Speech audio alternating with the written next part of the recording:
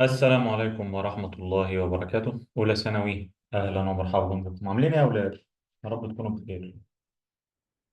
الدرس بتاع النهاردة يا أولاد درس مهم جدا جدا جدا، لأن إحنا هنستخدمه بعد كده إن شاء الله للشباب اللي هتكمل معانا إن شاء الله علم رياضة ثالثة ثانوي، الشباب اللي هتروح الجامعة إن شاء الله وهتبقى تدخل هندسة بأمر الله، أو ممكن يدخلوا كلية علوم بقى، قسم رياضيات أو الكلام ده، هيقابلوا الكلام ده إن شاء الله. آه، نبدأ كده. لو قلت لك في حاجة زي دي، اوجد جذري المعادلة. اوجد ايه؟ جذري المعادلة. فاكر كنت بحل ازاي؟ اقول لك الحل كده. ده تحليل ايه؟ عن طريق اوجد جذري المعادلة. يعني انا عايز اجيب قيم س، اقوم اعمل ايه؟ بتحليل ايه يا اولاد؟ تحليل الشكل اللي قدامي ده بحلله ازاي يا اولاد؟ ده اسمه ايه؟ مقدار ايه؟ مقدار ثلاثي. كيفية تحليل المقدار الثلاثي؟ اقول له يا مستر بحلله بمنتهى السهولة خالص. س قوسين بتساوي ايه؟ صفر. دي س تربيع وفي الآخر 25، ما تاخد يا باشا كده س تربيع يبقى هنا س وس. 25 كام في كام؟ بس قبل ما تقول 25 كام في كام شوف إيه؟ عددين حاصل ضربهم 25 ومجموعهم كام؟ 10. هي الخمسة في إيه؟ الخمسة في خمسة. طبعا الكلام ده قديم، الكلام ده كله إعدادي. ده موجب، يبقى الاتنين مالهم؟ يبقوا الاتنين إيه؟ موجبين. ده موجب، الاتنين ياخدوا إيه؟ الشارط الأوسط. الشرط الأوسط، معنى كلمة الشرط الأوسط هو الإشارة اللي بين السين تربيع وما بين السين يا أولاد. ناخد بالنا من الحتة دي. الشرط الأوسط ده موجب، يبقوا الاتنين دول إيه؟ موجبين. طبعا عندي س زائد 5، قوس س زائد 5، وعندي قوس تاني س زائد 5، والاتنين بيساوي صفر. حد يعرف دي بتساوي صفر يبقى كل قوس من دول بصفر بكام يا أولاد؟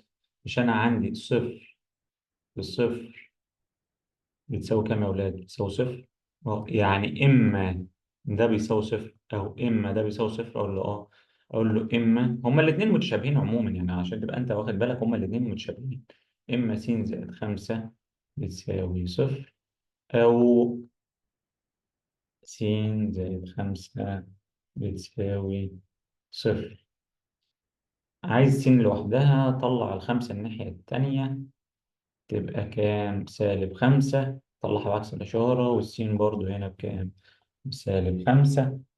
بص كده، عندي هنا السين بكام؟ -5، وعندي السين هنا بكام يا ولاد؟ -5 برضو يا مستر. يبقى الجذرين مالهم؟ الجذرين دول أعداد حقيقية، يبقى الجذرين حقيقيان. الجذرين حقيقيان إيه يا ولاد؟ ده -5 وده -5 يبقوا إيه؟ متساويان. حقيقيان إيه؟ متساويان. نكمل كده. طب احنا في طريقة تانية ممكن نجيب بها جذور المعادلة؟ اه يا مستر، ايه هي الطريقة التانية؟ ممكن نحل المعادلات التربيعية او المقدار الثلاثي اللي فوق ده يا اولاد، اللي هو معادلة تربيعية. ممكن نحله بحاجة اسمها القانون العام. لو تفتكر معايا القانون العام، عندي شكل المعادلة أ س تربيع زائد ب س زائد ج بتساوي صفر. هي بالظبط زي اللي فوق بالظبط. عند الأ س تربيع مكانها هنا س تربيع، عند الب س مكانها هنا 10 س، عند الجيم هنا مكانها 25 وبيساوي صفر. حيث أ وب وج ثوابت. ألف وب وج ثوابت. أنا عندي الألف ده ثابت عدد، والب ثابت، والجيم ماله؟ ثابت. حيث ألف وب وج ثوابت، والألف لا يساوي صفر. طبعا الألف ما ينفعش يساوي صفر، لأن لو بقى الألف صفر ما بقتش معادلة تربيعية. طب أنا عندي إيه يا أولاد؟ القانون إيه؟ القانون أهو يا مستر، اسمه س بتساوي سالب شرط الكسر كده، سالب ب موجب أو سالب جذر ب تربيع ناقص 4 ألف ج على 2 ألف. بيطلع لي قيمتين، قيمة هاخدها مرة بالموجب ومرة بإيه؟ بالسالب. برضه بيجيب نفس الشغل اللي فوق، نفس طريقة حل اللي فوق. طب ايه بقى الشغل بتاع النهاردة؟ الشغل بتاع النهاردة بقى عايز يحدد نوع جذرية المعادلة. نوع جذرية ايه المعادلة؟ المعادلة ايه؟ التربيعية، من غير ما احلها. يعني من غير ما اقول هحللها كده، من غير ما احللها او من غير ما احلها بالقانون العام. هو مش عايز جذرية المعادلة، هو عايز، هو مش عايز جذرية المعادلة، هو عايز نوع جذرية المعادلة. نوع جذرية ايه المعادلة. فتاخد بالك من القانون العام هنا. شوف كده تحت الجذر ايه. بص هنا تحت الجذر، بيقول لك تحت الجذر عندي ب تربيع ناقص 4 ألف ج. ده بيسميه حاجة اسمها ايه يا أولاد؟ المميز. اسمها ايه يا أولاد؟ المميز. في ناس تسميه المميز، في ناس تسميه المميز، بس أنا بفضله، أنا أقول عليه المميز لأنه بيميز جذرية المعادلة. هتشوف هنا في الدرس بتاعنا مهم جدا يا اولاد. هتلاقي ان انا عندي والله معادله ا س تربيع زائد ب س زائد ج. عندي المميز يا اولاد بيقول لك لو انا جبت المميز، والمميز ده جبت قيمته طلع موجب. يعني طلع موجب يعني اكبر من الصفر، اذا النوع جذريه المعادله ايه؟ حقيقيين مختلفين. انت اصلا لو حللت المعادله بالطرق القديمة، سواء بالقانون العام سواء بالتحليل اللي فوق ده، هيطلعهم لك حقيقيين مختلفين. بس أنا عايز النوعين دايركت على طول. طب أنا لو عندي ب تربيع ناقص 4 ألف ج بتساوي كام؟ صفر. يبقى هما مالهم؟ حقيقيان إيه؟ متساويين. طب لو المميز طلع بعدد سالب، يبقى هما مركبين مترافقان، عددان مركبان وغير حقيقيان. أو بنسميها مركبان على طول، مركبان على طول من غير مترافقين وغير إيه؟ انت كده كده هتعرف انهم مترافقين. يعني انت كده كده بتعرف انهم ايه؟ مترافقين. طبعا احنا خدنا الاعداد التخيليه، بصينا على الاعداد التخيليه الدرس اللي فات، شفنا كده حاجات الدرس اللي فات منها. طب يا مستر عايزين ايه؟ عايزين مثال. طب ما نشوف مثال يا مستر.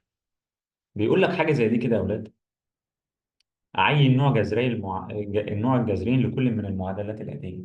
يعني ايه يا اولاد؟ يعني مثلا هاخد، شوف المساله رقم واحد كده.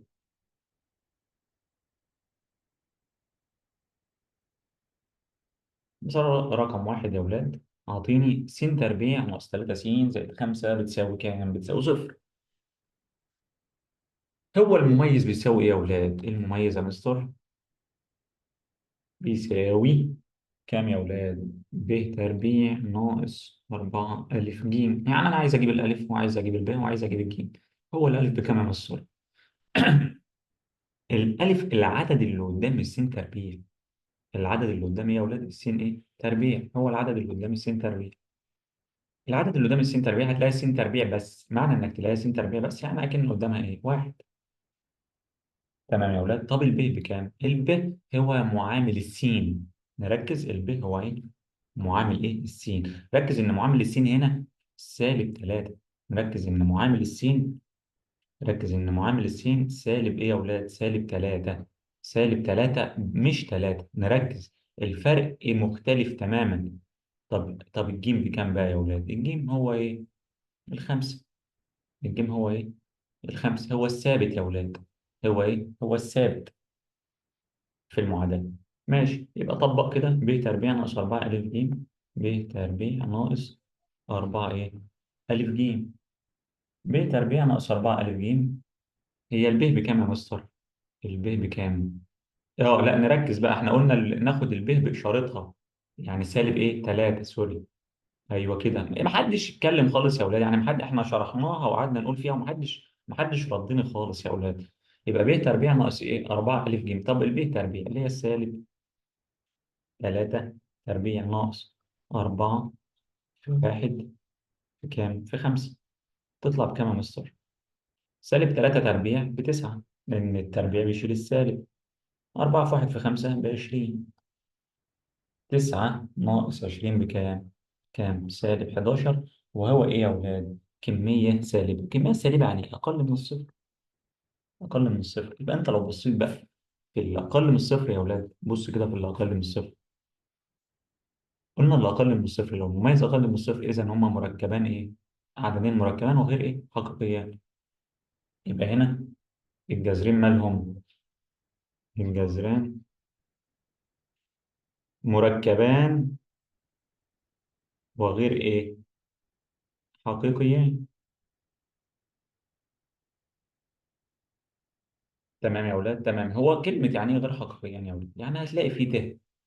هتلاقي فيه ت. ت يعني أعداد تخيلية. مين يقول لي المثال التاني يا أولاد؟ نبص كده على المثال التاني يا أولاد. رقم اتنين. رقم اتنين هنا. رقم اتنين: عندي س تربيع، عندي زائد 10 س، عندي زائد 25 بتساوي كام يا مستر؟ بتساوي زيرو. إيه ده يا مستر؟ ده شبه المسألة اللي فوق. طب بص يا حبيبي، أنا عايز أجيب إيه؟ عايز أجيب الألف. الألف بكام يا مستر؟ بواحد. عايز أجيب إيه؟ الب. الب بكام يا مستر؟ ب10. وعايز اجيب ايه يا مستر؟ الجيم. الجيم بكام يا مستر؟ ب 25. طبق في قانون المميز يا مستر: ب تربيع ناقص 4 ألف جيم. البي تربيع بكام يا مستر؟ أعمل يساوي كده وأكمل جنبها. ممكن أكتب هنا المميز. البي تربيع بكام يا مستر؟ 10 أس 2 ناقص 4 في 1 في 25. لو أنت جبت 10 تربيع هتلاقيها ب100 يا مستر. ناقص 4 25 برضه طلعت ب100 يا مستر. يبقى هتساوي كام؟ هتساوي زيرو. يبقى الجذرين مالهم؟ الجذرين حقيقيين مالهم؟ متساويان. قلنا لو المميز طلع بزيرو يبقى الجذرين مالهم يا ولاد؟ الجذران حقيقيان متساويان. طب اروح اتاكد من المساله اللي انا حليتها فوق يا مستر. بص كده يا مستر، هنا الجذرين مالهم لما جبت المميز هنا نفس المعادله اللي تحت يا ولاد. طلع المميز ايه يا ولاد؟ طلع الجذور بتاعتها يا ولاد السين اهي -5 والسين -5 والاتنين زي بعض. يبقى الجذرين مالهم حقيقيان ايه؟ متساويان. هو معنى كلمة حقيقيان يا ولاد هو أي عدد حقيقي. ركز إن معايا إن أي عدد هو عدد حقيقي، ما عدا لو تحت الجذر سالب. يعني لو قلت لك -25 ده إيه يا ولاد؟ ده غير حقيقي. مهم جدا تعرف الكلام ده، مهم جدا. تمام. مين يحل يا ولاد السؤال رقم 3؟ السؤال رقم 3 سهل جدا جدا برضو نفسه بالظبط، بس الفرق خالص. كل اللي فيه يا أولاد إن أنا هعمل 3 س تربيع زائد 10 س ناقص 4. هدخل المتغير جوه، هدخل الأربعة دي جوه كده. تبقى بكام يا أولاد؟ هدخلها بالسالب، تبقى -4 بتساوي كام؟ صفر. وهكذا في طريقة الحل. وإن شاء الله يا أولاد الدرس سهل جدا، وأتمنى تكونوا فهمتوا الجزئية دي.